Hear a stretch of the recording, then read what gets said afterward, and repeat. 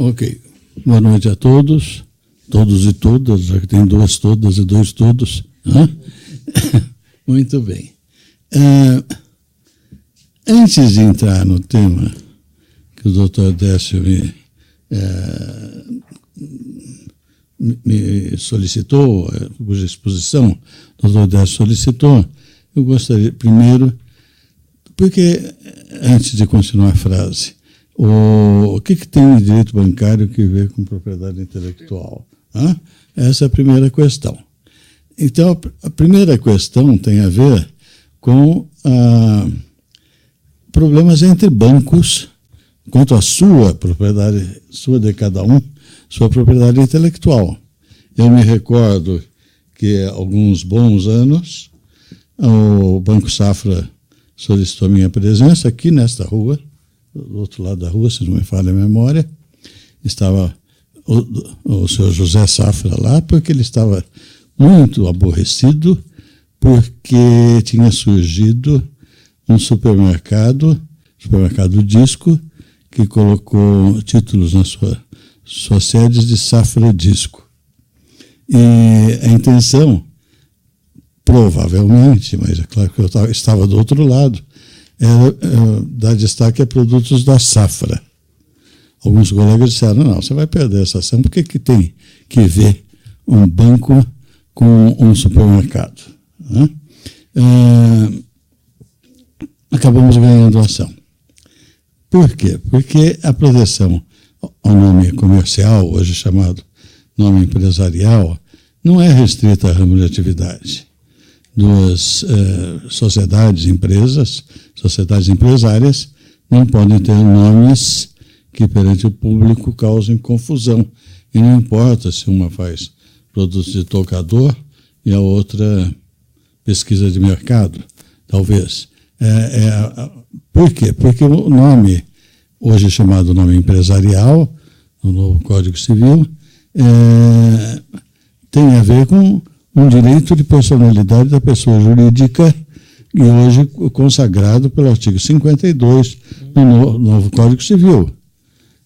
Cabe direitos de personalidade, ou as pessoas jurídicas têm direitos de personalidade no que couber.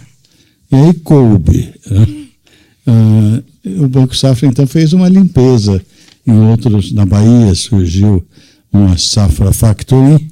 Essa já é financeira, né? Porque Safra Factory não tem nada de safra de frutas, ou de verduras, ou legumes, não é isso? Claro que Safra Factory perdeu, até porque o Banco Safra tinha uma Safra Factory. Até que, do outro lado da rua, no Rio de Janeiro, algum imaginativo carioca lançou uma lanchonete chamada o Safradão. Claro que então tem que haver ação. Não, deixa o chefe vai decidir. O chefe comprou o mercadinho lá, a lanchonete, e acabou com essa história de Safradão. Mas aí nós estamos falando de nome de banco. Antigamente era muito mais complexo e muito lucrativo para os escritórios que operam em propriedade intelectual, porque a Lei de Propriedade Industrial de 1945 continha, entre diversos institutos, do registro do título de estabelecimento, cuja contrapartida visual é a insígnia. Ambos indicam o estabelecimento, ou seja, a casa comercial. Foi isso que eu vi aqui, nesse bairro que estamos, essa área que estamos, todo cheio de bandeira de São Paulo, muito ufanístico, né? Tantas bandeiras de São Paulo em volta desse prédio. Nesse tem também. Mas a questão não se reduziu aí, porque aqui nós estamos falando de nome empresarial e não há restrição ao tipo de exclusividade que o direito ao nome comercial, ao nome empresarial, outorga. Tem uma diferença com o novo Código Civil, que essa proteção é restrita ao território do Estado. Mas no Código de 45, quando se implementou o registro de estabelecimento, era ótimo, porque os escritórios faziam dezenas, centenas de registros para os bancos não custava muito, porque cada agência pagava o seu. Né?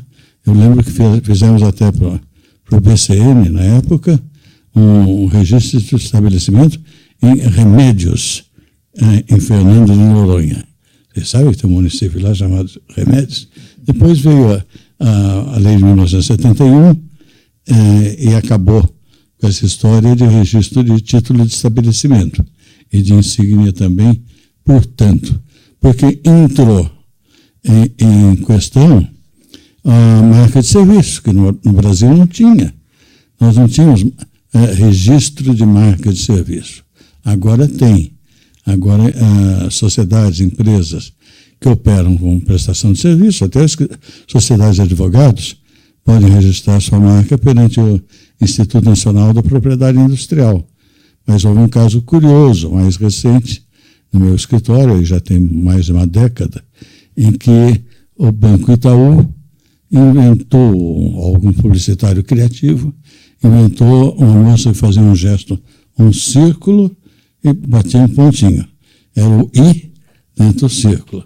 Então, faça negócios, deposite seu dinheiro no fim, ponto.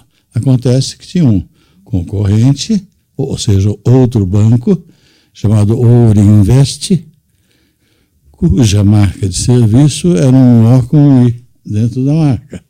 E, naturalmente, é muito parecido e os publicitários não gostam de se preocupar em fazer busca de marca, se pode ou não pode. Eles estão preocupados com o marketing propriamente dito. Então, estamos com a ação e conseguimos, naquela ocasião, eliminar. Em tantos dias, 20 dias, que seja, o juiz determinou que todos os outdoors do Brasil fossem retirados sob pena de multa diária, não sei quantos R$1.000. Claro que houve um agravo por parte do Itaú e a liminar caiu. E depois caiu também o mérito da questão da sentença de primeira instância, porque concluiu o juiz que Ourinvest é um banco para milionários, para quem deposita em ouro. E o Banco Itaú era um banco de varejo. Acho que hoje o Itaú não aceitaria essa argumentação, mas na época era. Então dizia o juiz, tratam-se de clientelas diferentes, uma não prejudica a outra. Vocês vão dizer, mas e o caso do Safra? Não, o caso do Safra era um caso de nome empresarial, que a lei não limita quanto ao ramo de atividade. As marcas são limitadas quanto ao ramo de atividade, no chamado princípio da especialidade. Os nossos ministros do Supremo falam princípio da especificidade, porque alguém falou isso, eles ficam copiando. Porque tem o Vitor lá, viu, Vitor? É um robô que eles puseram no STJ, erra tudo. Todos os precedentes que ele põe erradamente, e daí o relator dá como coisa decidida e pronto. Mas eu estou aí conferindo quando diz que já há precedentes. Né? Não há. Verifiquem sempre, não confiem no Vitor robô. Nesse Vitor aqui, vocês podem confiar. Bom, então isso era a título de uma pequena introdução. Muito bem. É assim, né? Isso. Do outro lado. Aí. Bom, nós vamos tratar a propriedade intelectual não como direito do banco, que é, ou também é, mas como objeto de negociações em bancos. Agora, com fintechs, startups e métodos de fazer negócios e tudo mais, está todo mundo pensando em ganhar dinheiro usando criações intelectuais, ideias, embora as ideias em si não sejam protegidas. No final eu vou falar um tiquinho, porque foi exigência do Dr. Décio, dos métodos de fazer negócios do software. já adiantando que não há no Brasil o direito que alguns pensam que há. Mas eu preciso trazer vocês para a virada do século, ou duas viradas de século. No século XIX, havia um código comercial, era o Código Comercial do Império, de 1850, que regulava a atividade dos comerciantes. E logo após a virada, veio o Código Civil, Bevilacqua, alguns chamam assim, que cuidou da matéria civil. Então, nós não tínhamos uma mistura de matéria civil e matéria comercial. Por isso, esse quadrinho, que não sei se está aparecendo na tela, eu só vejo eu lá, não estou vendo o quadrinho. Ah, está lá. Pois é. Esse quadrinho era só para dizer que, naquela época, logo após o Código Civil de 1916, nós podíamos ter sujeitos de direito diferenciados. O cidadão, a pessoa comum, que tinha um conjunto de bens que lhe pertence, ou pertenciam, continuam pertencendo, e formam o seu patrimônio. Eu brinco com os meus alunos que até aquele índio que fica lá no Largo São Francisco, na porta da faculdade, ele tem bens, tem aquele arco e flecha que ele vende, e, embora escrito Made in Japan, não sei, Made in China, é possível, né? Mas se a gente quiser pensar um pouco mais sério, o Umberto Eco, escritor italiano, escreveu um livro chamado O Nome da Rosa. Depois veio o filme. Tanto em um quanto em outro, a história começa com uma caravana de cardeais, com aquelas meias roxas, chapéus roxos. Não entendo muito de cardeal, mas o Décio depois pode esclarecer melhor. E grandes guarda-sóis. Estava chegando num mosteiro, que na minha imaginação eu imagino que era um mosteiro beneditino, porque eu fiz o Colégio São Bento aqui, então logo associei os beneditinos com a história lá do Umberto Eco. Quando eles adentram o recinto, estava havendo um julgamento. E o advogado, que era também um monge de um certo lado, porque o convento estava sendo ameaçado de perder as suas prerrogativas perante o Vaticano, que estava deturpando a religião, e então dizia esse monge advogado, ao menos as vestes que o cobriam lhe pertenciam, as vestes de Jesus Cristo. Então Jesus Cristo também era proprietário. Pode ser um proprietário de uma pequena coisa, um valor ínfimo, ou de muita coisa, mas a propriedade sempre existiria então. Esse é o patrimônio de Cristo, o patrimônio do índio, é o patrimônio de todos nós. Nós hoje podemos ter até patrimônio negativo. Não? Daí não sei se vai atrapalhar o cadastro positivo. Bom, essa relação sujeito e patrimônio é uma relação principalmente de propriedade. Uma relação de direito real, e o direito real mais amplo é chamado de propriedade. E no Código de 1850, que continuava vigorando após a entrada em vigor do Código Civil, nós tínhamos um outro personagem, que não era o cidadão, mas era o comerciante, aquele que pratica o comércio. O que é o comércio? Vamos ver já, e que tem, suprindo na sua atividade, também um conjunto de bens, diria o nosso professor Oscar Barreto Filho, materiais e imateriais, embora o Código Civil Novo não faça esse destaque, mas é óbvio no dia de hoje. E a relação entre o comerciante e o estabelecimento poderia ser chamada de ato de comércio, que a matéria deu tanto trabalho ao Carvalho de Mendonça de especificar quais atos eram atos de comércio. É por isso que, por influência do Código Civil italiano, de do Mussolini. Às vezes os ditadores também fazem coisas boas, né? Não sei se o Dr. Versosa vai concordar, mas ele terá a vez dele, poderá contestar. Mas os italianos inventaram a unificação do direito privado no Codice Civile do Mussolini. E lá apareceu uma figura chamada empresa. Estou generalizando, vamos ver já. Então, a empresa tem vários enfoques. Então, dizia um autor italiano, Masquini, quem quiser ler o texto está lá na nossa faculdade, traduzido pelo professor Fábio Comparato, que dizia Masquini, há um perfil da empresa, empresa em italiano, que é o imprenditore, o empresário. O empresário é o sujeito de direito.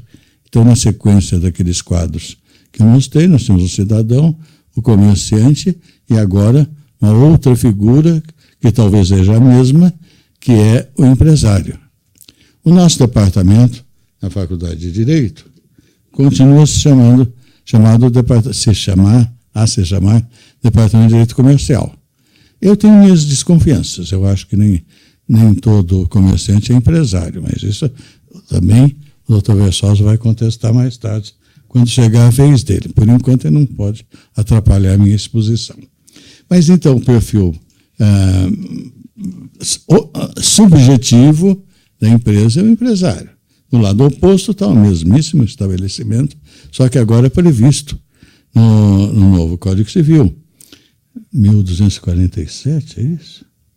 Bom, está lá definido. É o único artigo de lei para os colegas advogados que trata simultaneamente do empresário, do estabelecimento e da atividade aziendal, diria o professor Oscar Barreto Filho.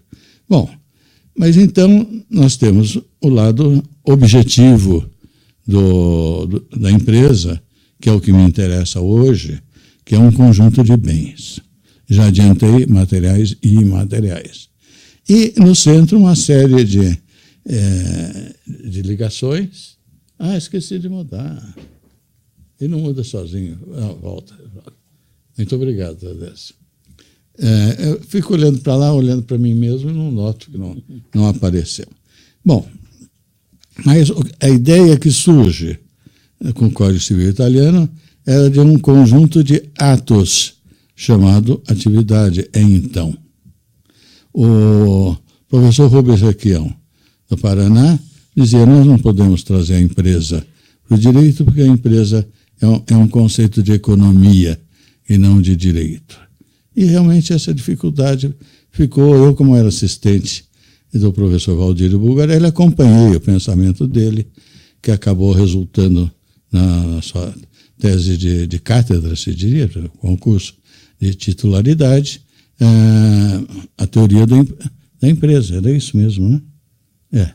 A teoria da empresa do professor Valdir Bulgarelli, onde conclui ele que a atividade passou a ser vista pelo direito. Então, não é a organização da atividade econômica, como dizia o Requião, mas é a atividade econômica organizada. Muda muito? Muda. Porque a atividade está na lei, é conjunto de atos, tem ato jurídico, conjunto de atos é uma atividade. Vocês vão dizer, mas o Masquini falava em 4 perfis, e aí o senhor só pôs 3. É que o quarto eu não gosto, é o chamado perfil corporativo. Depois o professor Versosa também pode contestar esta parte. Então, eu brinco em aula para alunos do segundo aninho que a empresa, esse conjunto, está exibido na tela para vocês, é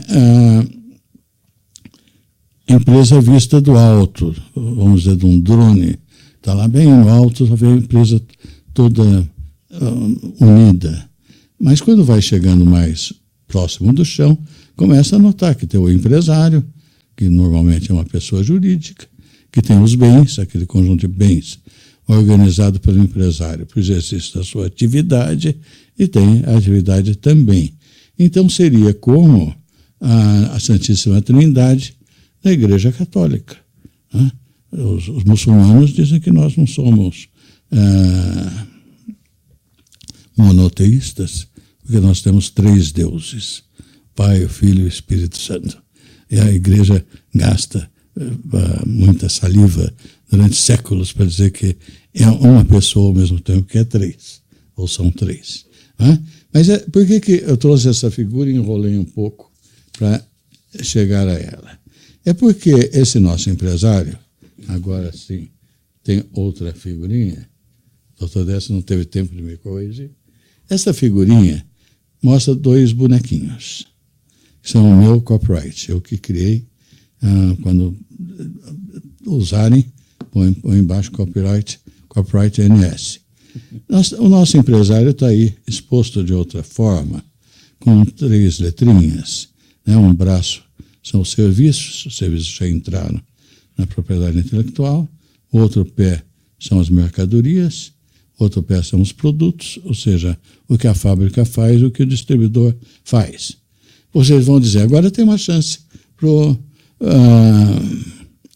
o direito bancário. Onde está a outra mão? Está escondida nas costas. Porque a mão que pede dinheiro aos bancos está escondida de vergonha. Mas esse nosso empresário tem uma namoradinha, que é a clientela. Não vou esticar muito esse assunto agora. Eu queria chegar à clientela porque o empresário usa todos os artifícios possíveis para atrair a clientela. Esta outra figura que aí está, não apareceu? Apareceu. É uma figura do Edmond Picard, que todo mundo pensa que era francês e era belga, mas era um belga francofone, e então era pegadinha na faculdade, perguntar para os alunos qual era a nacionalidade do Edmond Picard, que infalivelmente ia dizer que era francês, dava a chance de ser reprovado. Mas essa figurinha é copyright de Edmond Picard, para dizer que todo direito privado pode ter essa forma gráfica, o sujeito de direito de um lado, o objeto de direito de outro, entre eles uma relação jurídica, e essa elipse seria a sanção do Estado para que não fosse uma mera norma ética, mas uma norma jurídica com a força do Estado. O que o Edmond Picard fez de bom aí para a nossa área?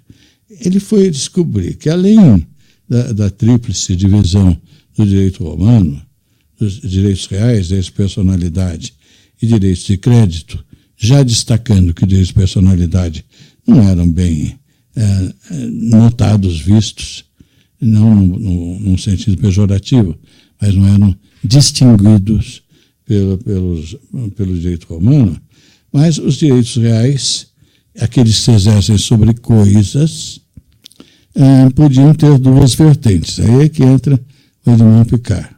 Diz, podem ser bens materiais, objeto de propriedade, ou podem ser bens imateriais.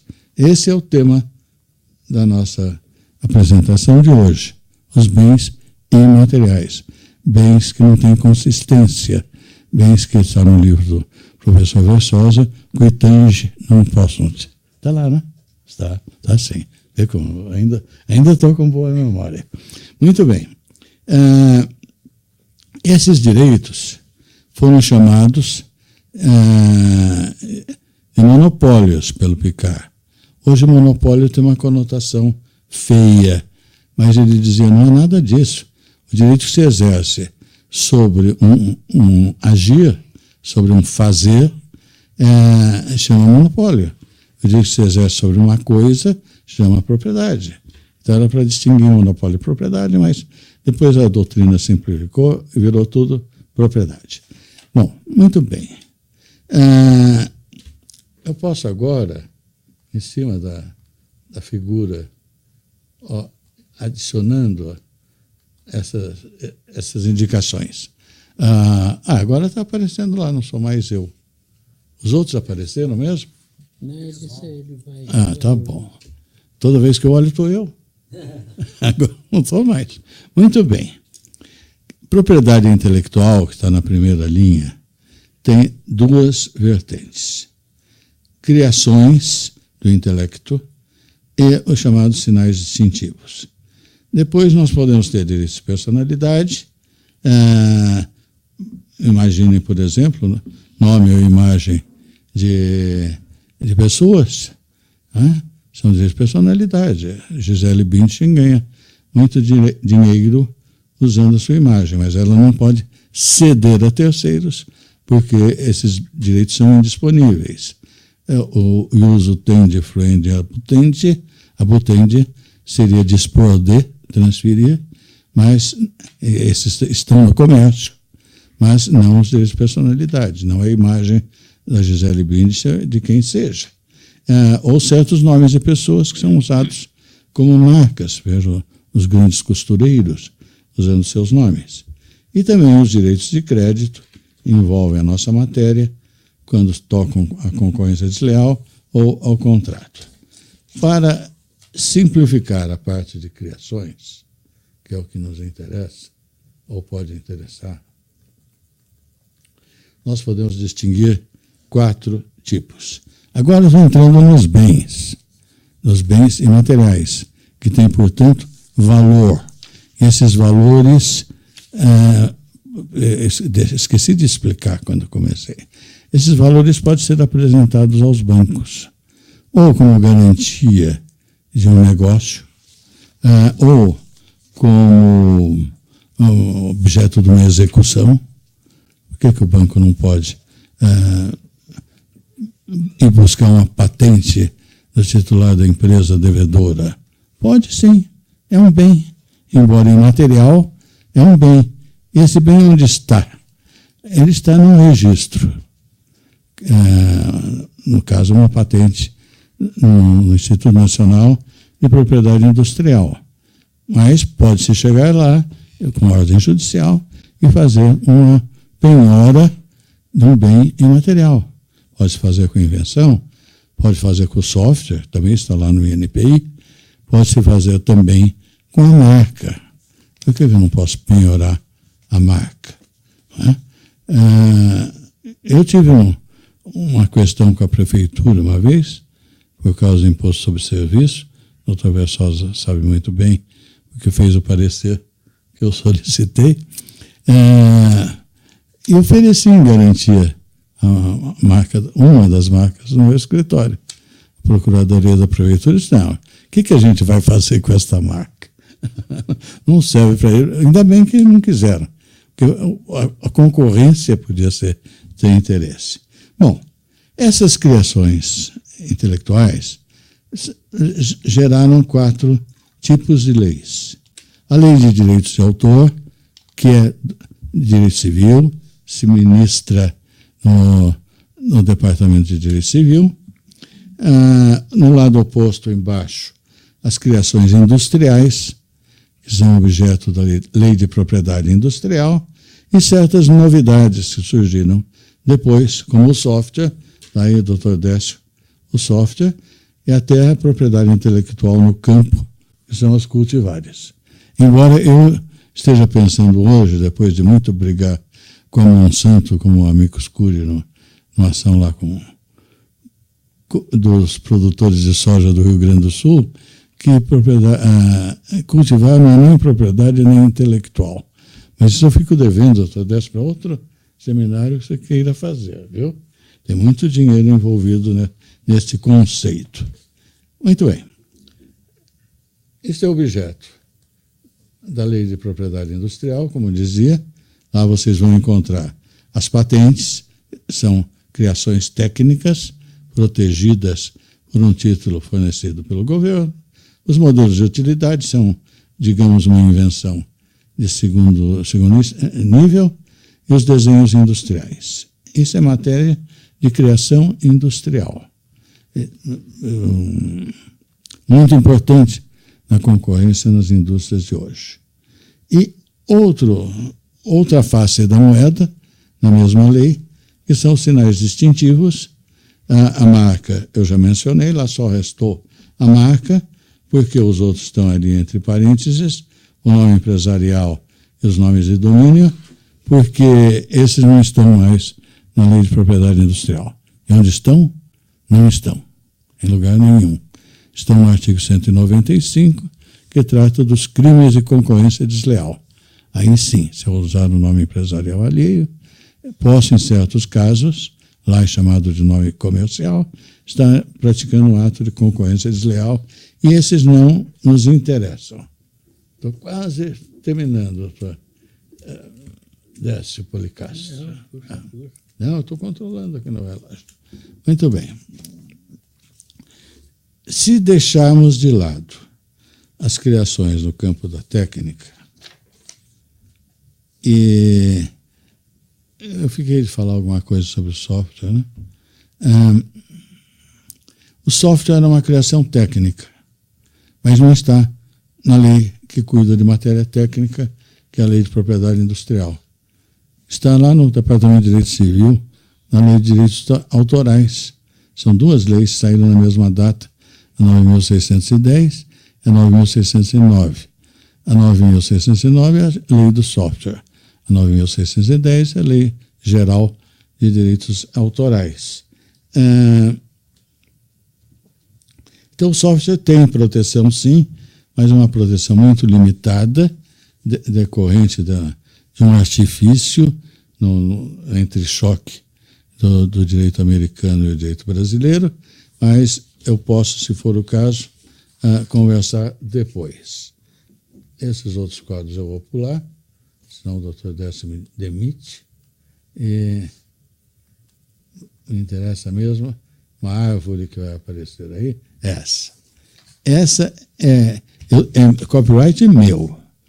Esse é baseado naquela primeira figura que apareceu da empresa vista do alto, mas para eu poder classificar os bens sinais distintivos, mas poderiam ser os técnicos também, para saber o que pode ser objeto de negócios jurídicos. Então, vocês, não sei se dá para ler de longe, mas no nível sujeito de direito, nós temos o empresário individual e o empresário coletivo.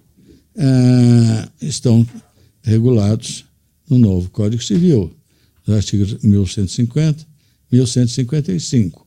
Esse compõe o nome empresarial, seja um empresário individual, seja coletivo, é direito de personalidade, portanto, não está no tráfico jurídico. Se nós chegarmos ao nível médio, ao nível de atividade, a segunda parte do Código Civil brasileiro, de 2002, começa no artigo 966, no livro da empresa. E lá está definida, então, a empresa como o professor Bulgarelli queria, como atividade econômica organizada. Está lá. É a nossa empresa, na forma em que o Rubens aqui eu não queria aceitar. Essa empresa como atividade, ela também não está no tráfico. Então, o nome comercial, o título de estabelecimento, sinais e expressões de propaganda, direito à concorrência em geral, aqui não é objeto de negociação, a não ser em fusões, aquisições e etc. O que me cumpre chegar, estou 4 minutos atrasado, é o objeto, ou seja, os bens imateriais que compõem o estabelecimento. O estabelecimento está no artigo, agora recuperei a memória, no artigo 1142 do Código Civil 2002, conjunto de bens organizado pelo empresário para o exercício da empresa. Aqui é que tem, nesse artigo 1142, a nossa trilogia, a nossa santíssima trindade do direito comercial. Então, a empresa, o estabelecimento e a atividade. Mas esse conjunto de bens compreende, além das coisas materiais ou imóveis ou máquinas, o que seja, compreende as marcas. Esta sim, marca de indústria, marca de comércio, marca de serviço, marca de certificação, marca coletiva, marca notória, marca de alto renome e as criações técnicas que apareceram antes, eu pulei o quadrinho. Todos esses bens são bens que resultam num tipo de propriedade. É muito discutível usar esse termo propriedade para esse tipo de bens. Mas para a nossa finalidade empresária, é muito conveniente que sejam tratados como propriedade, porque servem para fazer os negócios funcionarem. E aqui eu fico à disposição. Alguma coisa sobre método de fazer negócios? Métodos de fazer negócio. Não tem. Como diria o italiano, não, o método existe. A proteção do método não existe. Não c'è. Né? É assim que fala na Itália? Não c'è? Né? Ou isso. Por quê? Porque os americanos inventaram que certos softwares adaptados para executar certas funções e que pudessem ser transmitidos por internet e executar, então, essas funções negociais podiam ser objeto de um pedido de patente como método de fazer negócio. Isso no Brasil não tem e dificilmente vai pegar. Vai ter que rediscutir o que é o software e tudo mais, mas em todo caso fica sanada a minha omissão. Muito bem. Algum dos colegas querem fazer alguma pergunta? Você, Versosa? Você? Eu gostaria. Eu vou devolver ao professor uma pergunta difícil. Professor, durante muito tempo se estabeleceu que banco de dados ingressava aí nesse conjunto de bens da empresa e no âmbito aí de bens imateriais. Hoje essa questão é uma questão cinzenta quando você entra nessa disputa, sobretudo de um lado da proteção de dados e outro todo o direito da empresa, ou seja, o banco de dados, ele pertence a quem? É possível se reconhecer uma relação de propriedade? Sim, existe na Lei de Direitos Autorais, 9.610 e 98, entre as obras estéticas, diria, porque a Lei de Direitos Autorais protege obras estéticas, ou base de dados, banco de dados, como também as enciclopédias e os dicionários também são bancos de dados. Mas diz a lei, desde que, pelo seu caráter de seleção e organização, possam ser considerados trabalho intelectual. Isso é assim no Brasil, isso é assim nos Estados Unidos. Não é assim na Europa. A Europa resolveu inventou que se a base de dados não tem a pretendida criatividade, mas grande investimento foi necessário para montá-la, então ela tem proteção pela Lei de Direitos Autorais. O professor angolano, já veio tantas vezes para o Brasil, José de Oliveira Ascensão, diz que tudo bem, é possível imaginar uma proteção para proteger esses investimentos, mas não na Lei de Direitos Autorais, porque não tem autor, não tem obra, vai proteger, faça uma lei especial, faça outra coisa. É interessante esse debate quando se coloca no plano da discussão de proteção de dados, porque um dos direitos do titular é o direito de ter acesso à informação, alterar esse banco de dados para fazer dele constar outras informações e mais, retirar as informações, o direito de portar esses dados. O banco de dados é entendido como um conjunto. Sim, é o conjunto. Aliás, a lei é expressa. Mas é modificado não abrange os dados isoladamente. Está na Lei de Direitos Autorais.